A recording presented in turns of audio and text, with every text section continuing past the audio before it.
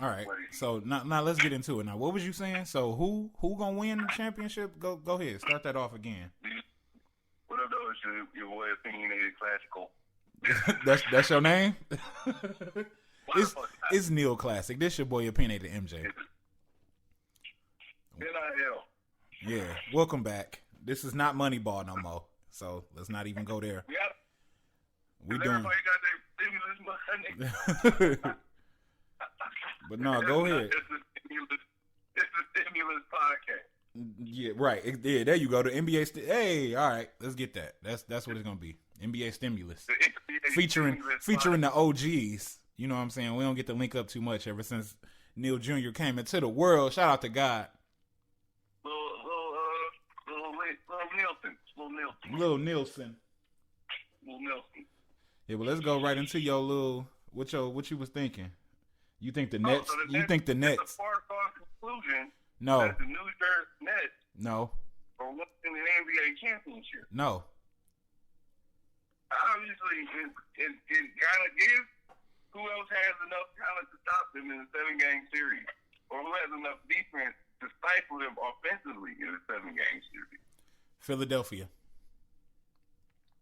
Yes, but I don't think they have enough three-point shooting prowess to keep the game honestly from being a blowout if things go the Nets' way. If the Philadelphia 76ers play a perfect game, they're more likely.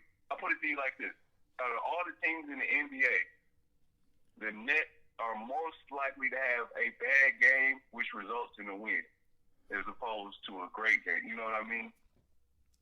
I get what you're saying, but I look at it like this: if the Philly got enough defense to stop all that 140-point scoring from happening. So if I'm Philly, I put Ben Simmons on probably either Ben Simmons and Matisse Thybulle on Harden and Kyrie, and whoever guards who the best, that's who they guard. And it's gonna be I don't know why the hell I was about to say Joel Embiid versus Durant, but you just gave me another conundrum. Damn, I thought I had it all figured out, but I mean that's what I would do. The rest would be, That's what I'm saying. The Nets create a lot of matchup problems in a lot of situations. So who gonna stop Joel Embiid? I mean, Joel Embiid does a great job of stopping Joel Embiid. So. But not this year. This year could be, but I think it's just he doesn't have enough around him to be like. If he passes out, it looks like he's playing passively out of the post. But I mean, he would have to be more scoring centric for them to win. Whereas since the Nets have such a diverse roster around and a lot of accomplished shooters, they have to do less work to get more points, is what I'm saying from what I've seen.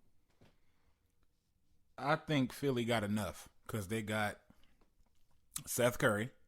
They got Tobias Harris playing out of his mind, and he has to be guarded. That's going to, generate some fatigue on the defensive end. And unless the Nets just want to score, but I think Philly will get stops. Ben Simmons is built to stop them. They're going to score a lot of points. I think Ben Simmons is the defensive player of the year as well. Because of his versatility. But you can make that argument for, Draymond making that argument for himself. Yeah, but the Warriors is trash right now. Is real defensive player of the year candidate. Warriors trash. But the defense is such a diminishing return on investment as far as the league. So the players are just so offensively gifted. It's like, where's the technology going to train this new generation of NBA players? They're not doing defensive drills. They're trying to shoot. Yeah, but then you got some people that are naturally defensive, like Suggs. He's a two-way. He's more defensive than anything. And he's about to come out. I mean, in itself, but what I'm saying is, I don't know. Okay, so who else in the East can slow the Nets down, basically? The Bucks. Okay, so you got the regular contenders in the East. The Bucks. Miami. Miami, because, you know, and they just got Oladipo. So yep. And they got to the finals without him. And it's the Miami Heat. Yep. But still, the Jimmy Butler Heat. Let's call it that, because a lot of people was knocking Jimmy Butler or Miami while he was out. And, Jimmy Butler can't carry a team. Then he came back and he put him from down in the play-in to now they're in fourth place. And he putting up them LeBron-like numbers, like 20-something and 8-8 when he really needs to. It's like it's there, but he only does it when he needs to, as opposed to just doing it every game. Because that's overbearing in a sense. So inconsistency or just playing to your opponent? Playing to the team's need. Man. That's what I think. That's what I think he does. I don't think he plays down. I think he plays within their system, within the confines of the system. He's looking to get them going more than he's looking to get himself going. That's the difference between him and everybody else. You know what I'm saying? Like, Jimmy Butler could come and put up 25, 8, and 8. I believe that. I've been saying that for the longest, that Jimmy Butler is capable, and nobody believed it until the play-in or the bubble. You know what I'm saying? I think he's always had it. It's just Jimmy Butler is a more controlled iteration of Russell Westbrook. He's a less chaotic person than Russell is. I get that. I can ride with that. It's the same. They cut for the same cloth, but Jimmy ain't is like out over crazy wild. Like, right. And it turns out he's just a good basketball player in some bad basketball situations.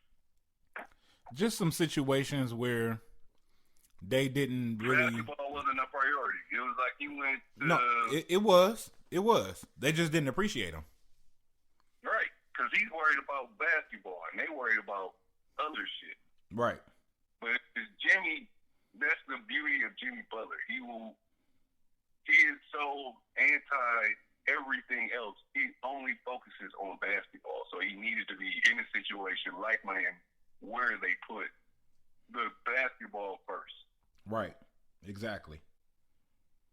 So yeah, okay, so and with Miami a competent coach as well. I don't know if they have enough offensive capability to outscore the Nets in this hypothetical situation, or have enough defense to stifle them. You know what I mean? Offense. They can generate enough offense in a 7-game series, and they can't create enough stifling defense to prevent them from losing. It's all going to be defense, and I think what's lost that the Knicks create by having so many offensively capable players. Like, you take away Kyrie, you can take away one player, and you can stifle their second. But what do you do about the third guy? Because, I mean, on your roster, how many defensive stoppers do you have? 2 max. Who? Where? Miami? Anywhere. Just period. Nah, bro. Miami got Jimmy Butler, Victor Oladipo, Iguodala, Bam. I mean 4. But, okay, Iguodala isn't the Iguodala old. It so don't matter. He could come in for 10 minutes and make a couple really good plays, and then who knows? What if Iggy get plugged in? What if they lose like a game or two, and then Eric Spoelstra hit him with the Steve Kerr and go, well, yep. I'm about to start Iggy on KD. 2.0. Yeah, and then when KD get ready to go for that jumper, he's stripping him like he was doing LeBron. I think that's still. I think he's capable of that still. A relevant tactic. Because I mean, what do you want from Iguodala offensively? Nothing. You just need him to come in there and, make it harder for whoever their best player or whoever a scorer is, and they got that. On Iguodala, Ozil. Yeah, man. I don't believe in NBA age no more because the game is not what it used to be. Like if it was 80s, early 90s rules where you can still clothesline people and throw them on the ground and that's wear and tear, man. Like, they're going to feel that, then they're going to wake up the next day and they're going to be sore from it, and then it's going to be like, man, do I really want to go into the paint? Do I really want to get thrown down to the ground? Do I really want to get clothesline? I don't think they really want to do that. Yeah, I don't think there's an actual concern nowadays, especially. No, because they're going to suspend you. I mean, the league caters to, sports. That's where they make their money from. Right. That's why I don't know how effective big men will be. In this, and you know what I mean? And who was the person preaching that? Who was preaching that for the longest? I mean, there's a guy that I know. It's me. I've been saying the big man never died, for real. They just gonna acquire the skills of the guards and the wings, and then it's gonna be a problem. Like, you're gonna force them to do something, and a lot of them come from being 6'2" before they 6'10", so they got ball handling and all of that. Yeah, it's getting to a point where there's not as much of that skill being taught. Right. It's like, if you got how many kids are practicing posting up? Like, even if you are over 6 foot child, like, that's most true. likely you're going to spend your time practicing. That's true. Not necessarily, ain't nothing post related. Absolutely nothing post related. But that's just me. No, I agree with you, because I look at James Wiseman and a lot of the other bigs that came out, Onyeka, Okongwu, Isaiah Stewart on the Pistons. He ain't a basket guy. No, he not. But supposedly he's only 6'6". That's what they saying.